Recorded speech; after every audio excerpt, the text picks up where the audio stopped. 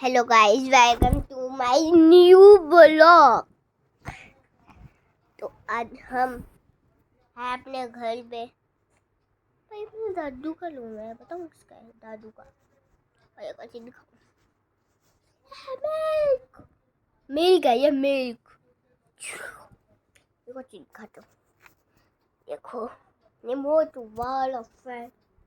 देखो रिमोट वाला fan, remote वाला। अभी इसका रिमोट दिखाता हूँ। तो आज हम आपको बताएंगे रिमोट वाला फैन कैसे ठीक होता है। देखो आपको बताएंगे रिमोट वाला फैन कैसे चलता है। देखो ये तो बताना है, इससे कभी भी ये बंद हो जाएगा है।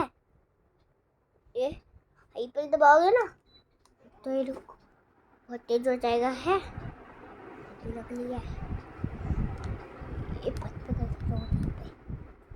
और जब आपको ऑफ करना है तो ऑफ बटन दबा दोगे। आपको ऑन करना है और